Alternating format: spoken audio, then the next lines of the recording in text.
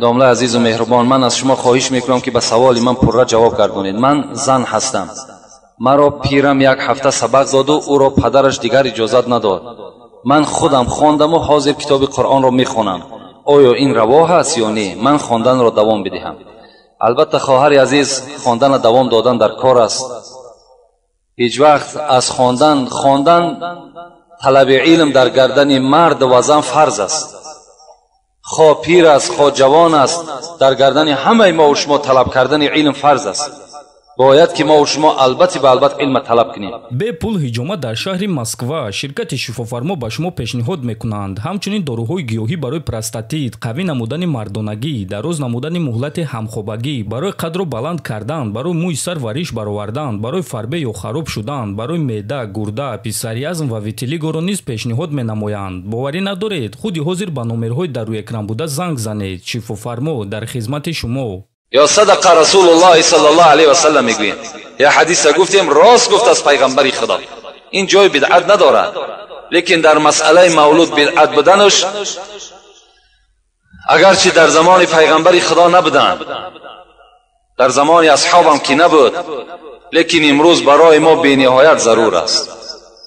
اگر خالی از منکرات باشد، خالی از بزم بازی و خالی از آن حرام کرده های خدا باشد مولود، این با که ندارد. آخه رسول اکرم وقتی سئل رسول الله صلی الله علیه و سلم وقتی از پیغمبر خدا چی پرسیدند؟ مل ایمان، ایمان چیست؟ رسول الله چی گفتند؟ تطعم الطعام.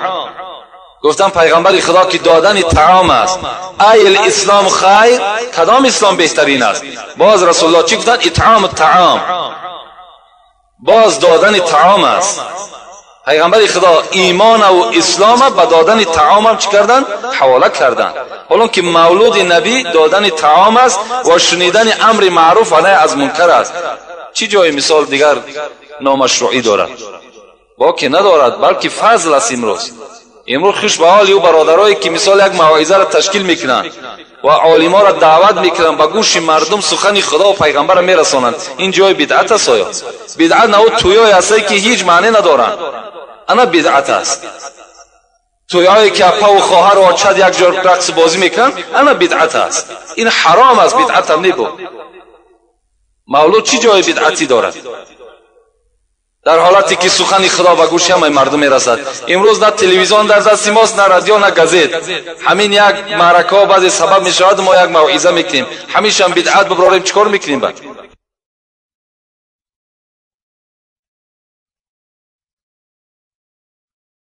السلام علیکم داملای عزیز. با ما فهمونید که آدمایی هستند که 5 وقت نماز را با جماعت میخوانند لیکن پیوه مینوشند. اسلام اینها را چه حکم میکند؟ ما درباره اینها گپ زده بودیم. کسانی که عرق می نوشند، شخصانی که مثال پیوه می نوشند، چیزی که نباشد مسکننده باشد، اینا حرام هستند. خداوند در قرآن میگوید انما الخمر والمیسر والانصاب والازلام رجس من عمل الشیطان فاجتنبوه لعلکم تفلحون.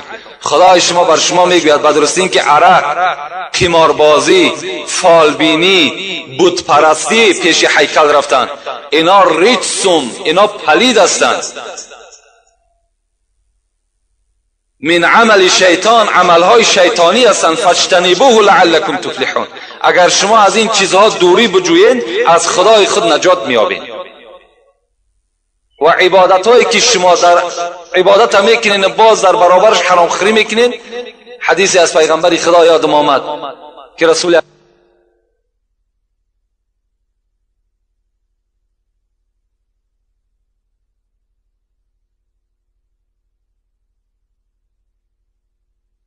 پیغمبر خدا چی گفتند؟ اگر شما چنان نماز بخوانید حتی از خواندن نماز میانهای شما خم شود، چنان روزه بگیرین که حتی از روزه بسیار گرفتن شما مثل زیواری باریک شین، تاری زیواری باریک شین، خداوند از شما این نماز و این روزه را قبول نمیکند تا وقتی که شما پرهیز نداشته باشین. تا وقتی شما پرهیزکار از حرام کردهای خدا نداشته باشین، این نمازهای شما در نزد خدا قبول نمیشه. نماز میخواند زنا میکند، نماز میخواند عرق مینوشد، نماز میخواند موسیقی می نمازد، نماز میخواند رقص بازی میکند. این چگونه نماز است آخه؟ نمازی که تو را از این کارها که من نکرد، این در نزد خدا نمازی تو نماز نمیشود. نماز همون نمازی هست که تو را از تمام جمعی کارهای بد راه میگیرد، منت میکند. داملای عزیز، در محله ما یک آدم ختم خوجه را نادرست برآورده است. ختم درسته یا نه نادرست، همین رو بر ما فهمونید. ختم خوجه نه فرض نه واجب. خدا رحمت کند بابای ملا شریف در همین شهر شما زندگی میکرد، در ما هم استاد است. همه هم داملای ختم کرده بودن، همه هم داملا بودن. حضرت میگفتن که در بین همین مردم ما بجز خواندن تبارک همون هم یک عالم بخواند، دیگر هیچ ختم جایز نمی شود. زیرا این مردم عامی است. این مردم سوره ها را خوب گذراندگی نیستند، سوره ها را خواندگی نیستند، میخوانند غلط است. از این خاطر بهترین شمین است که یک جوان است یا پیرانسال است، کسی نباشد سوره قرآن گذراندگی باشد، آمدن تبارک بخواند، با 3 بار سوره اخلاص در حق ارواح همون بخشد، بس از کفایت کننده است. لیکن ما و شما وقتی ختم خوجه را دست میزنیم، باید که تمام هم آدمایی که ختم خوجه میکنن همان سوره های علم نشره و سوره اخلاص همونها را گذراندگی باشند و همونها را بدانند. بهترینش همین است که یک طالب علم یک کسی باشد که همون سوره قرآن هم میدانستگی باشد، تبارک است، یاسین است، برده یک بار بخواند، بس از کفایت میکند. و باز یک راه خوبیش همین است که قریب برای ختم خوجه چند نفر آدم لازم است. امروز مردم بیچاره خشاق است. 6-7 نفری که میبره، مثال در همون پنجشنبگی است، با کدام خیر خدایی نباشد اشتراک کردن همون صف آدم کمتر باشد، هم سبکی برامون خاندار می شود، هم سوره قرآن درست خوانده می شود. این بهترین است. میبخشید ناملای عزیز، همین سوال من در جواب گردانید. دجال چیست معنایش؟ که مرا یک بچه دجال میگوید. دجال این بسیار نامی بد است و دجال خودش کافر است. این یکی از نشانه های ساعت است، یعنی قیامت است که دجال میبراید، مردم را گمراه میکند. یک برادر دجال گفتند یا یگان لقب دیگر ماندن، خداوند در قرآن به شما خبر میدهد ولا تنابزوا بالالقاب بئس الاسم الفسوق بعد الایمان و من لم یتب فاولئک هم الظالمون. خدای شما به شما میگوید هر وقتایی که اگر یک برادر شما نمازخوان باشد، مؤمن باشد، مسلمان باشد، در او لقب نمانید، زیرا اینکه بئس الاسم الفسوق بعد الایمان، آدمی که ایماندار است، آدمی که از خدا میترسد، این بدترین نام است برای آدم ایماندار. وقتی او را تو دجال میگوی یا یگان لقب دیگر میمانی بر او. اگر شما میگد خداوند با همین گناه خود توبه نکنید، شما از گروه ظالمان هستید. یکدیگر را لقب نمانید، یکدیگر را نامش بگیرید، فریاد بزنید.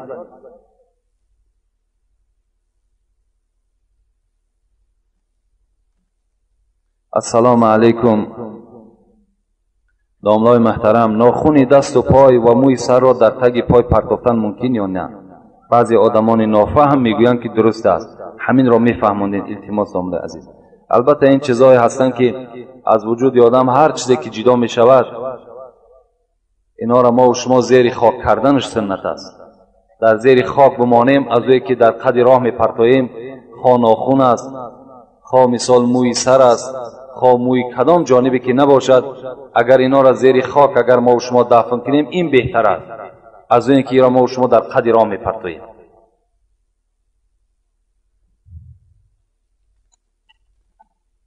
بسم الله الرحمن الرحیم. السلام علیکم داملای محترم. ما در محلمان مسجدی داریم که 5 وقت نماز رو در آنجا میگذاریم. همه‌مان بچه های جوان هستیم، اما کلانسالهان یگان تعشم به مسجد نمی آیند. آنها میگویند که مولای شما کودکی بسیار در مسجد جمع کرده است، گفته از ما جوانان نفرت میکند. از شما داملای محترم خواهش داریم که نسبت این مسئله روشنی اندازید و حقیقتش را بر ما گویید که آنها حقا یا ما. باز یک مولای کلانسال در گذرمان هست که تماما به مسجد و نماز جماعت نمی آید، ولی در توی معرکه ها برآمده حافظی میکند. از شما خواهش داریم که نسبت این کردار این ملایمان به ما حقیقتش رو فهمونید. بعضی آدمان میگویند که این خیل ملا را از عقبش نماز خواندن درست نیست و در وقت مردنش زبان او را باز دارد که کلمه طیبه را نتواند گفته. این یگان حقیقت دارد یا نه؟ از شما خواهش داریم که ما را با پررگی فهمونید. با احترام، یک گروه جوانان حقیقت جوی و مخلصان اشدی شما. خدای مهربان نگهبان شما باشد. در مسئله پیش در آمدن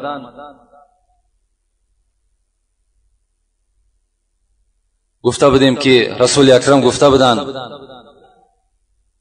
سه طایفه هست که لعنت خدا بر اونها هست، که یک تای اون کی بود؟ من اما قوم و هم له کارهون. یک کسی هست که ملا امامتی میکند در صورتی که مردم از او راضی نیست.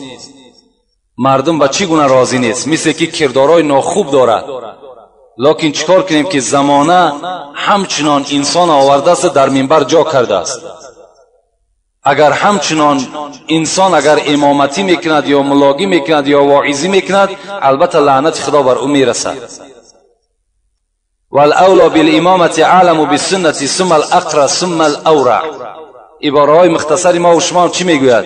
میگوید کسی حق امامتی دارد که اولا عالم به سنت باشد، از مسئله و مسائل درکدار باشد، از حرام و حلال خداوند آگاه باشد، به سوی حرام کرده های خدا میل نداشته باشد، انسان یعنی پاکیزه باشد، پرهیز داشته باشد. اون کس حق امامتی دارد. لکن در حق اون جوانهایی که به مسجد می آیند، البته بسیاری کلان سالهایی هست که در این مسئله زید هستند. وقتی می بینند جوانهای خرد به مسجد می آیند نافار می شوند، حالان که پیغمبر خدا به ما و شما وصیت کردگی هستند که شما دستهای کودکاتان گرفتن به مسجد برین تا که اونا آموخته شوند، تا که اونا انبوه مسلمان ها را ببینند، تا که مثال دل و وجود اونها به یک ایمان و به مسجد عادت کنند. این یگان جای زلال ندارد. کودک در مسجد آمدن افتخار است. آخه برای چی منشان کنیم؟ برعکس ما و شما تیزک کنیم، برعکس ما و شما دل اونها را باز چکار کنیم؟ پرتر بسازیم، تبلیغ خوبشان کنیم تا که تمامشان آمده در مسجد بخوانند. و اون کلانسالهایی که به مسجد نمی آیند، خیلی اینا حالشان به خدای خودشان حواله. می آیند نمی آیند، کسی که البته می آید ثواب می گیرد. رسول اکرم میگه اذا رأیتم الرجل یعتاد المسجد فاشهدوا له بالایمان.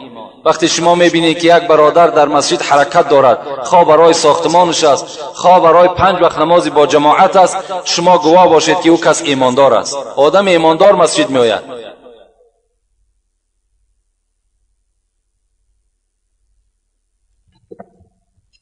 السلام علیکم دامله عزیز و مهربان. من از شما خواهش میکنم که به سوال من پرره جواب گردونید. من زن هستم. مرا پیرم 1 هفته سبق داد و او را پدرش دیگر اجازت نداد. من خودم خواندم و حاضر کتاب قرآن را میخوانم. آیا این روا است یا نه؟ من خواندن را دوام بدهم. البته خواهر عزیز، خواندن دوام دادن در کار است.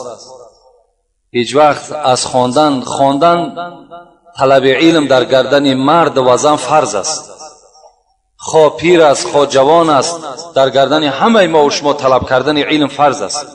باید که ما و شما البته به البته علم طلب کنیم.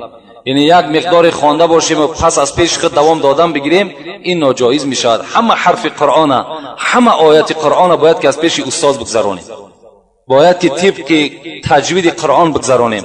بعد ما و شما حق داریم که قرآن در هر جا که باشد خواندن بگیریم. هیچ وقت از تعلیم علم باز نیستیم. سراغ کنیم در کجایی که اگر یک شخص تعلیم دادگی است، البته رفته درس بگیریم. السلام علیکم داملای عزیز. آیا شراب را نوشیده به مسجد آمدن جایز است؟ آدمی شراب نوش ایمان ندارد. آخه ما با شما گفته بودیم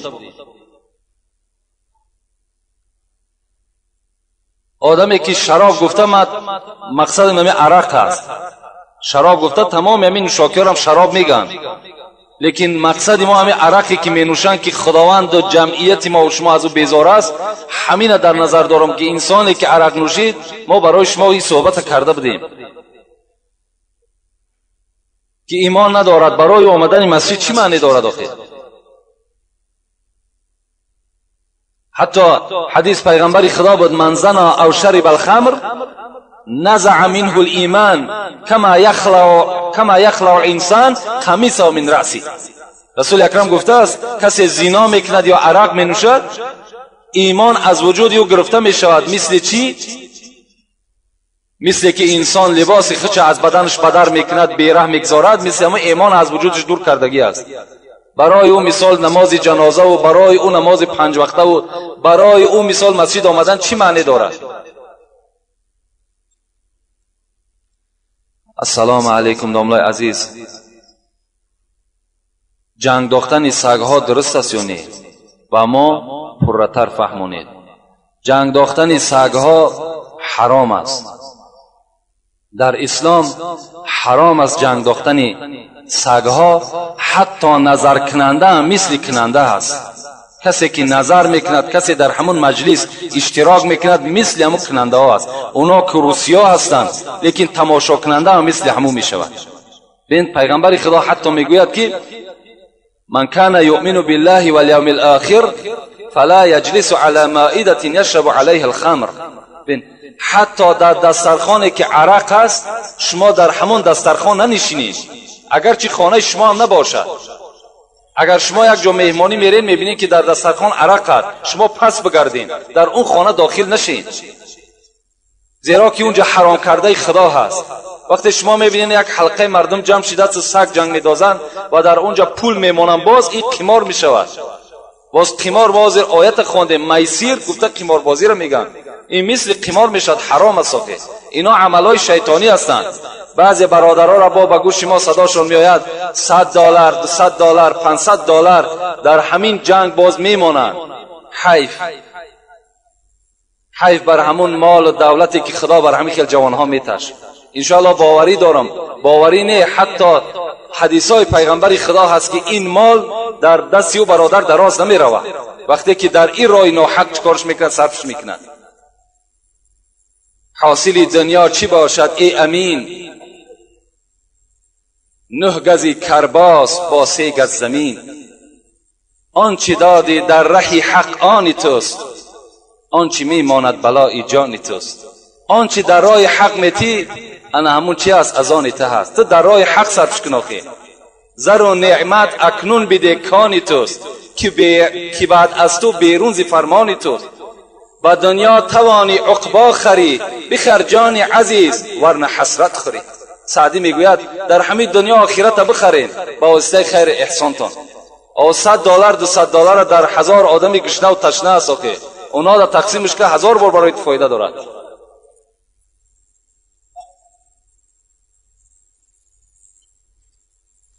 استاد عزیز، درود و رحمت بی پایان بر شما. من مخلص دائمی این مسجد شما علل خصوص از شما هستم. من از شما بسیار چیزها را از جمعه و مولودها آموختم. استاد من هستید. شما مولای ما نیست، مولای خوب است، لیکن با مردم معامله خوب ندارد، خاکساری ندارد. آیا در این موضوع چی میگویید؟ این برادر سوال کرده است که یک داملای دارند لیکن داملاشون خاکسار نیست. داملاشون ممکن که یگان آدمی کمتر بلند هوا باشد. گفتن آیا در این مسئله چی از خداوند، از قرآن، از احادیث پیغمبر چی میگوید؟ پیغمبر خدا میگوید که یقول الله، خداوند چی میگوید؟ الکبریاء ردائی والعظمت ازاری. همین کبر کردن، بلند هوایی کردن، خداوند میگوید حق من است، بزرگی باشد ایزار من است. فمن نازعنی واحدا منهما، اگر کسی در یک بگیم تکبری و بلند هوایی و اگر در یک از این صفتهای من خداوند گفته است اگر چنگ میزند چیکارش میکنم؟ القیته فی النار ولا ابالی. او کس ما سرنگون در آتش دوزخ میپرتم، باکی ندارم. برای کسی که در دنیا سربلندی میکند، تکبری میکند، مردم نمیشمارد، یعنی خاکساری نمیکند، اینا پسند خداوند، پسند پیغمبر خدا نیستند. انسان باید که البته خاکسار باشد، هرچی علم هم باشد، هرچی دولت هم باشد، هرچی باشد نباشد، باید که انسان چیکار کرده باشد؟ مثل سعدی میگوید ز خاک آفریدت خداوند پاک، پس ای بنده افتادگی کن چه خاک. تو را ای بنده خدا از خاک آفریدت آخه، پس ای بنده افتادگی کن چه خاک. حریص و جهانسوز و سرکش مباش، حریص و جهانسوز و سرکش مباش. ز خاک آفریده چو آتش مباش. تو حریص و جهانسوز و سربلندی نکن، مثل که از خاک آفریدت مثل آتش نباش. آتش علنگه دارد. چنان سرفرازی نمود این کمی، از آن دیو کردن از این آدمی. اگر وقتی آتش خدا خلق کرد، وقتی دید که بسیار بلند هوایی هست، از او شیطان خدا خلق کرده. وقتی خاک دید که بسیار یک چیزی پست است، از این فرزند آدم خلق کرد. باید انسان البته خاکسار باشد، در هر حالت نباشیم، چی وظیفه داشته باشیم، چی منصب داشته باشیم، چی صورتی خوب داشته باشیم، چی خانه زیبا داشته باشیم، فراموش نکنیم که ما و شما انسان هستیم.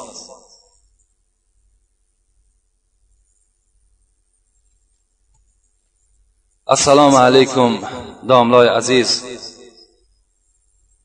از شما خواهش و التماس دارم که به سوال من جواب گردانید. در وقت نماز خواندن چشم را پوشیدن جایز است یا نه؟ نه، چشم پوشیدن در حالت نماز جایز نیست.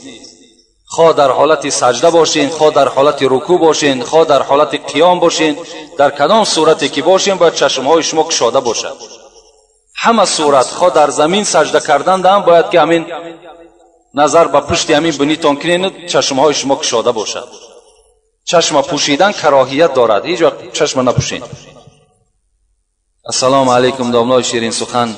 درباره توی کردن درست یا نادرست با یک طریق خوب به ما میفهموندین. انشاءالله جمعه دیگر توی امام اعظم، توی ابو حنیفه را با همسرش چگونه توی کردن کنیم مقایسه میکنیم که به همین توی های ما و شما مانند بود یا نه. البته توی در اسلام غلط نیست، توی کردن هیچی باکی ندارد، توی کنین. لیکن مادامی که شما نام مسلمانی دارین، شما وقتی مسلمان که باشین باید از حرام کرده های خدا دور باشین. آخه در توی آن چیزایی که ناجایز است، مثل امروز رقص و بازی به طریق اولا حرام است، یا اینکه در بالای مثال دسترخواناتون تمام چیزهای حرامی که میبرارین، اینا حرام هستند. اینا خود اسراف هستند، حرام هستند. اینا برای ما و شما جایز نیست کردنش. طریق خوبش همین است. طریق خوبش همین است که یک نماینده از دین، یک عالم از یک پیشوا بیار برای مردم کم پند موعظه کند. این بهترین برای تو است. این جهاد است در راه خدا. چگونه ای که امروز مردم غرب جهاد که هستند ضد دین اسلام، مثل که چیکار کرده هستند؟ توی رقص و بازی و زنا و همه چیز برای ما و شما فاش کردن و در تلویزیون ما و شما نمایش میتن. ما و شما هم جهاد من امین است که البته این حرام کرده های اونها را قبول نکنیم، اونها را به جانب خودشان بگردانیم. این از جانب ما و شما هم جهاد میشه. اگر به طریق موعظه هم که اجازت ندادن، به همو زدن پا و به همو خواهرت قطعی یک بچه دیگر ارارش کردن بگذرانش، این هم برای تو افتخار است.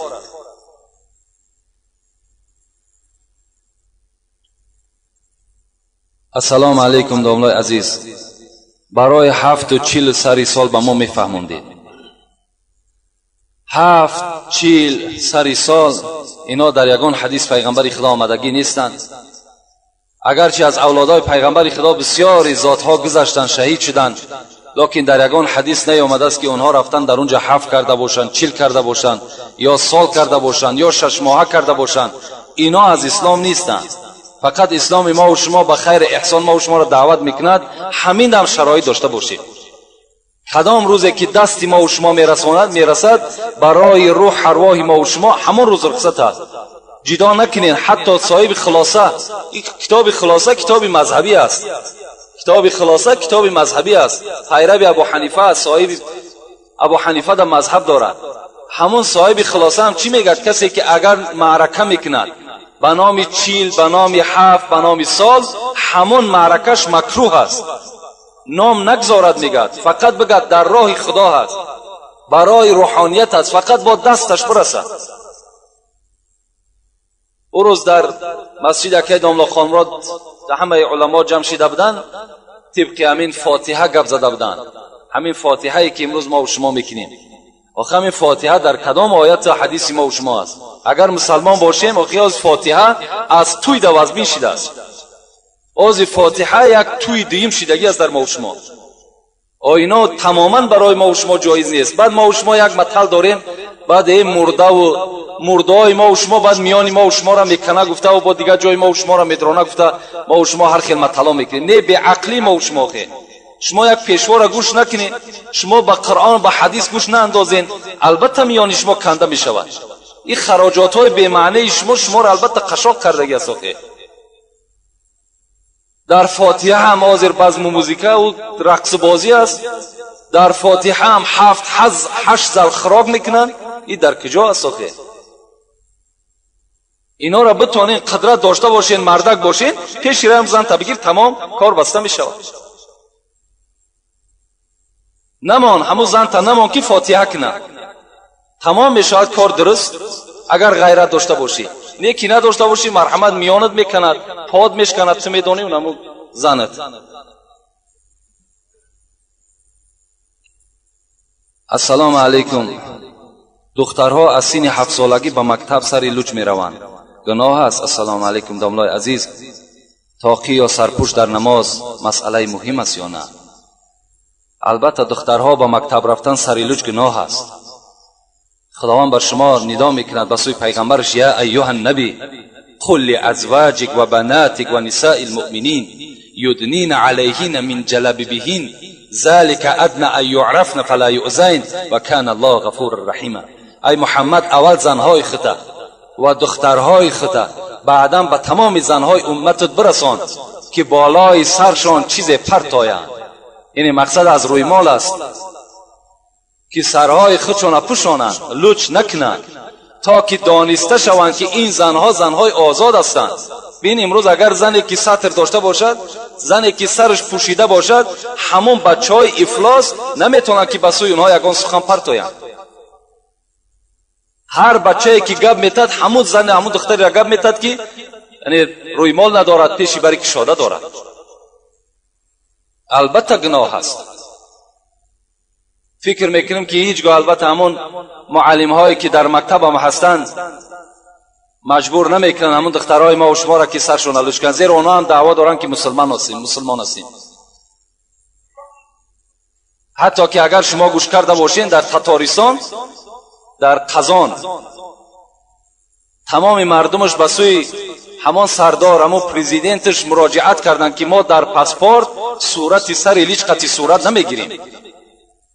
مردم همون پرزیدنت همون قزان چیکار کرد؟ همین دادی مردمش در رسید قبول کرد، همین قانون به جا گذارانید که در پاسپورت با سر هیچ صورت نگیرن.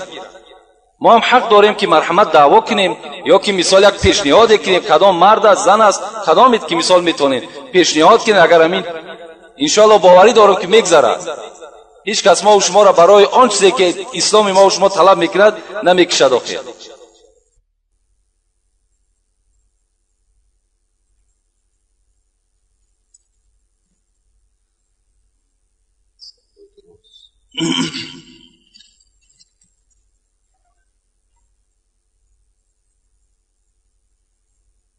السلام علیکم داملای شیرین سخن. من مخلص دیرینه شما هستم. آیا زنی که شوهر دارد و شوهرش کار نمیکند درست است که در بازار نشیند؟ دویم سوال، آیا شوهری که قسم خورد که زنم طلاق، خانم حرام، زنش 3 طلاق، زندگیش درست است یا نه؟ یعنی مردی که اگر قسم بخورد که زنم طلاق، خانم حرام، اگر دروغ گفته باشد، البته به البته زنش طلاق است، خانش حرام است. لیکن شما فراموش نکنید که این قسم ها قسم نیست در اسلام. شما به زن طلاق و به حضرت امیر جان و به حضرت سلطان قسم نخورید، زیرا که اینها شرک به خدا هستند. آخه قسم به خدا است فقط. والله بالله تالله قسم به خدا بخورین تمام. دیگر بر یگان چیزی دنیای شما قسم نخورین که شما در قسم خوردگیتان اگر با 3 روز روزه نگیرین در نزد خدا گناهگار هستین. اگر تو بگوی حضرت امیر جان بزنم، اگر چی گپی راستم بگوی 3 روز روزه نگیری تو در نزد خدا گناه کبیره کردگی. شما قسم نخورین. اینا یا زدم نمیتونن ما و شما را، اینا هم بنده هستن. یا نان بزنم شیر بزنم، اینا قسم خوردن آدم گناهگار میشه. هیچگاه به اینا اول قسم نخورین. وقتی کسی آدمی قسم خورد که زنم طلاق، خانم حرام، البته خانش حرام میشود، زنش طلاق میشود. و زنی که البته در بازار می نشیند شوهرش کار نکند، اگر شوهرش عذر داشته باشد، شوهرش مثال یگان معیوب باشد، یعنی هم حواله به سوی اگر همون زنش باشد، زن میتواند در بازار نشیند به صورتی که همون سطر اسلامی را به جا بیارد. اگر لباسش لباس اسلامی باشد، اگر لباسش طبق گفته قرآن حدیث پیغمبر خدا باشد، باکی ندارد. زن معنای را ندارد که باید که حتمی در خانه نشیند. میلش امروز زنها میتونن که بیرون بازار است، مثال از برای یگان روزگارش یگان کاری میبراید، مثال با بیرون براید، در حالتی که همراهش یگان محرمش باشد، یا اینکه لباسش چکار کرده باشد، لباسش لباس اسلامی باشد، مرحمت از خانه بیرون شود باکی ندارد. و آخر دعوانا ان الحمد لله رب العالمین. پروردگارا ثواب و ثمره این